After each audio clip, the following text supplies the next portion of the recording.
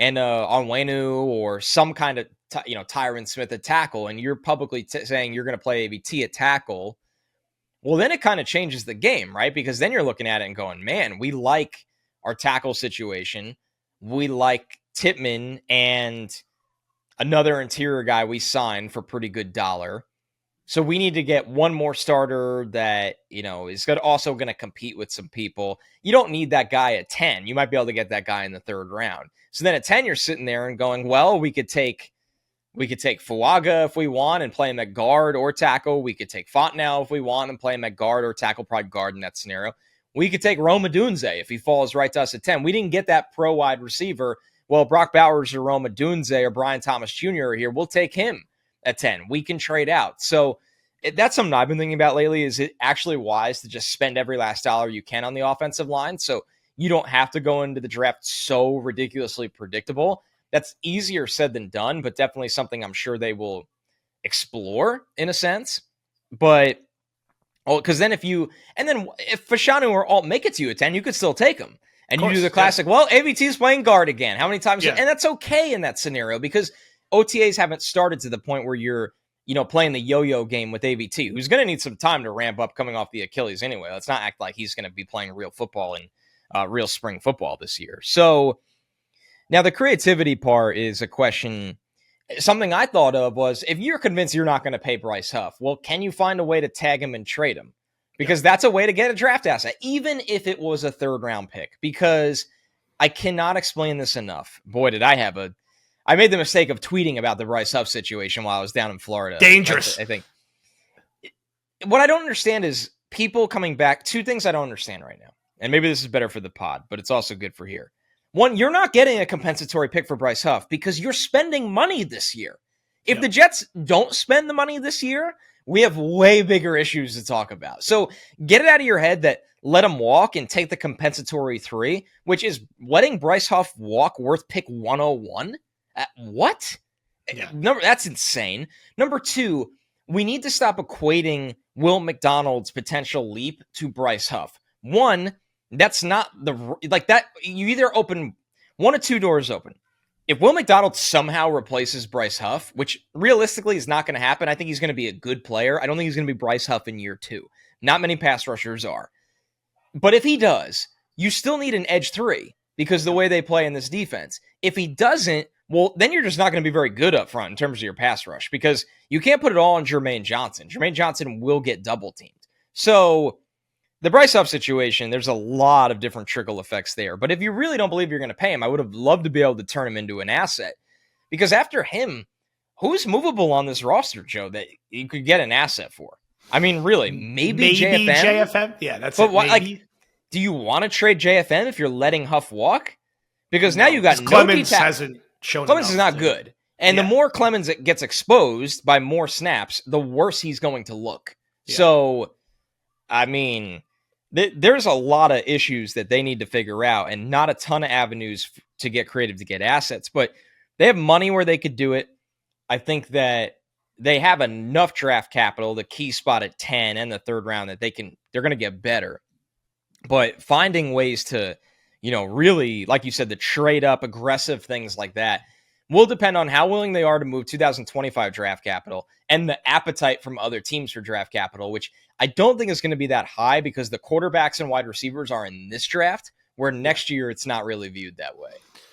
This is the offseason for Douglas to go outside the box, be a little creative, not do things that are easily predictable by people like us, by the fan base going into his 5th, 6th year, whatever year you want to count it. Now is the time with his record and with this situation, which is a unique situation. You have a rare chance to have one of the 10 best quarterbacks in the league. I'm using 10 roughly for Rodgers now because it's been so long since he's really played. You might have the top 10 quarterback this year and hopefully, maybe next year. After that, who the hell knows? We know how hard it is to get a quarterback that good.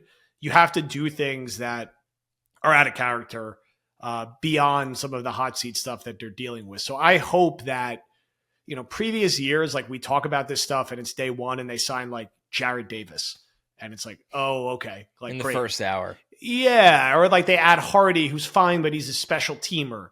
What would be a very like standard Jets offseason would be like they sign like Brewer from the Titans to be their new center and say they're going to play Tippmann at guard. And it's like, well, he's familiar with Keith Carter, but like he kind of stinks, but it's like, whatever, we talk ourselves into it. And like, that's their big signing. And maybe they sign like, I don't know, they bring like Chuma Doga back or something as like to compete at tackle. Like that's kind of like the stuff we've been dealing with. And they sign like MVS and like Curtis Samuel at receiver and say like, we're going to fix Lazard with Rodgers. Like that can't be it. Aisle. Yeah, like that really can't be it. Like I hope, and I promise you I'm rooting for this harder than anyone, as skeptical as I've been of Douglas. I hope they surprise me and say, you know what? We're going to be the team that goes the extra mile and pays Onwenu. And we're going to figure out whether we're going to play him at guard or tackle him. We're going to piece it together because now we got him, we got AVT, we got Tippmann, we got a really good foundation. We're going to go get Cushenberry or Robert Hunt or all the other prospective options that are available on the interior that they get.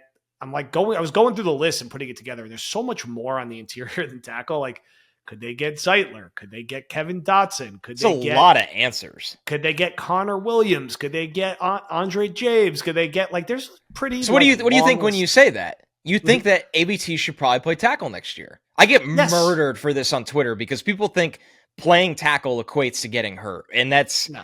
I don't know, man. It's just too, you can't, it was the same field. It was a fluky injury twice. Like, I just can't write off the rest of his career ever playing tackle because he's so good at tackle and it's so hard to find tackles. Bingo. And I look at this market, like Ezra Cleveland, a guy they apparently wanted at the deadline last year. Dalton Reisner is a free agent again. You like go on, and it's like there's kind of a lot of people like Damian Lewis, like guys who just started games. Runyon, who we've talked about. I'm spoiling the free agent big board, but there's like a lot of these names. Cowboys center is out there. Could you go sign him? He's 26 years old. Can you plug him in? Is that better than like, all right, we're going to sign Donovan Smith and be like, well, he could start, or Jonah, we're going to overpay Jonah Williams and maybe he could start.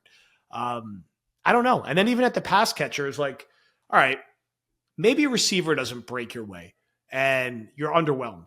Do you go get like Dalton Schultz or Hunter Henry to put with Conklin and say, you know what, like we're loaded up in the middle of the field and positions are fluid anyway. Now we're like stacked at tight end and we're going to create mismatches for Rodgers, who's great at using tight end. So we're not going to sign Robert Tonyan.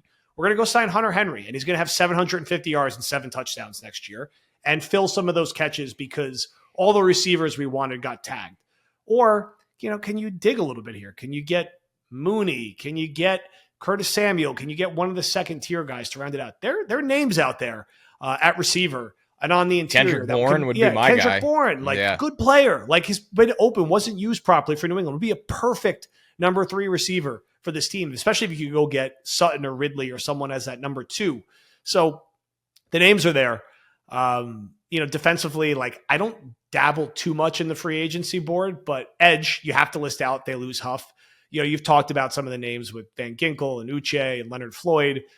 Those are the kind of guys you're looking at if you lose Huff because you definitely need one. I tend to think it's safety. It's just going to be like, we're going to bring Ashton Davis, Jordan Whitehead, and Chuck Clark back. And like, we like all these guys and like, that's it. Like we're not going crazy. Right? Yeah. Like whatever. You have your corners, you have your inside linebackers, for better or worse. Like they'll probably keep Sherwood as that number 3 guy. Maybe the famous Xavier Barnes, show something next year. And that's it. Famous.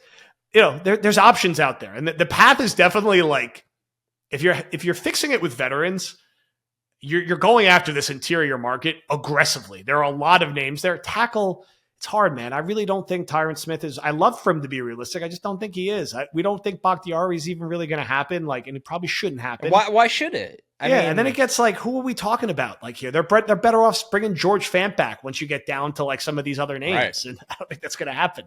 No. All right, we're going to jump over to the pod. We're going to talk Salah. We're going to talk some of the other questions you had in the Discord related to AVT at tackle, actually. Some of the Ulbrich 49ers rumors and a few other things. War Room, look out for the hat drop. You guys will get notified first in the Discord. We'll also be announcing probably in this video next week what our big new partnership's going to be, how you can get involved with it. We're also going to be recording some bonus content for the lucky few who get the hat. We'll eventually release it everywhere, but you'll get it early for that. I'm rambling. Thank you. It was a big production.